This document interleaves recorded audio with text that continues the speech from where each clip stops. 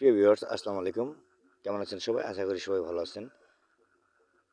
আজকে আপনাদেরকে দেখাবো মাছ শিকার করতে হলে কী ধরনের চার্ট বা খাদ্য ব্যবহার করা হয়। তো এখন আমরা চার্ট তৈরি করতেছি।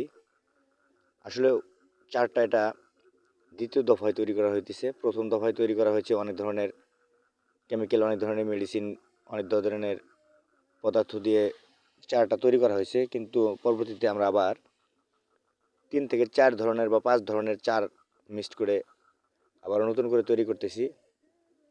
তো এখানে প্রথম যেটা মেশানো আছে সেটা হচ্ছে গরুর ভুসি। তারপর দেওয়া আছে চার, যেটা তৈরি হয় চিটাগুড় বা নালি থেকে, এবং সাথে আরও অনেক ধরনের মেডিসিন ব্যবহার করা হয়, যেমন পনির, ঘি, এই ধরনের অনেক কিছু ব্যবহার করা হয়। তো আমাদের চার তৈরি শেষে আমরা দিয়ে দিচ্ছি 12 মশলার গুঁড়া, এবং এর সাথে দিয়ে দিব আমরা ধানের কুড়া, যেটা গরুকে খাওয়ানো হয়। এর সাথে এটা মিক্সড করে আমরা চার ভালো করে ডাইলেশন করে মিক্সার করে নেব, এবং এটা যেন একটু শক্ত শক্ত ভাব হয়, এই জন্য আমরা এইসব মিক্সড করে নিচ্ছি। সর্বশেষ দিয়ে দিচ্ছি ধানের কুড়া। কুড়া দিয়ে আমরা এটা মিক্সড করে নেব। তারপর মাছ শিকার করার এটা একটা শৌখিনতা, যেটা অনেকের থাকে না। এটা এক ধরনের নেশা। হ্যাঁ, তো বন্ধুরা, দেখতে থাকুন কীভাবে চার মিক্সড করতে হয়। এবং আমরা আজকে এই চার নিয়ে মাছ শিকার করতে যাব নদীতে। তো দেখবেন আসলে মাছ আমরা শিকার করতে পারি কিনা। তো দেখতে থাকুন আমাদের পুরো ভিডিওটা। এখন আমাদের চার প্রায় মিক্সড করা শেষ।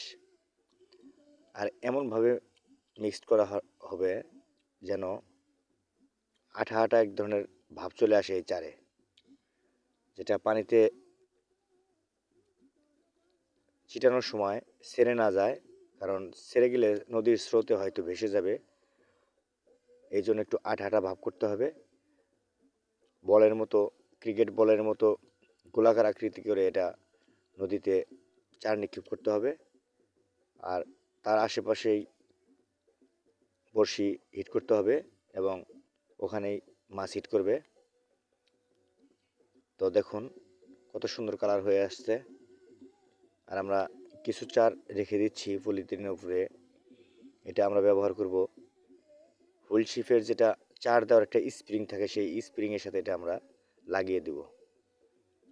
আর যেটা বলের মতো তৈরি করা হচ্ছে, এটা আমরা নদীতে সরাসরি দিয়ে দেব, যেন এর আশেপাশে মাছের মেলা বেঁধে যায়। তো আমাদের মিক্সড করা শেষ। এখন আমরা এটা নিয়ে যাব নদীতে, এবং নদীতে আমরা চলে আসছি। দেখুন আমরা কিভাবে বড়শিটা রেখে দিই, আর আমরা কি কি সাথে নিয়ে আসি। আসলে শৌখিনতা যেহেতু শৌখিন বিষয়ে বা শৌখিনতার সাথেই আসতে হয়, অর্থাৎ পানি, ফ্যান এবং চায়ের ফ্লাক্স, যেটা আমরা কফি তৈরি করে নিয়ে আসি যেন চোখে ঘুম না আসে। অতিরিক্ত কফি পান করলে অবশ্যই চোখে ঘুম আসবে না, এই জন্য আমরা কফি তৈরি করে নিয়ে আসি। তো এই দেখুন, এই যে একটা নাইফ, আর এই নাইফের সাথে আমরা মাছ বেঁধে রাখছি। এই যে এই মাছগুলো আজকে পেয়েছি, এগুলো সব কারিশমাই চারের উপরেই, অর্থাৎ চার ভালো থাকলে মাছ যেখানেই থাক মাছ চারের সাইডে চাপবে, এটাই নিশ্চিত। তো এখানে মাছটা ক্লিয়ারলি দেখা যাচ্ছে না। তো বন্ধুরা, ভালো থাকবেন, সুস্থ থাকবেন, দেখা হবে পরবর্তী ভিডিওতে। ধন্যবাদ সবাইকে, আল্লাহ হাফেজ।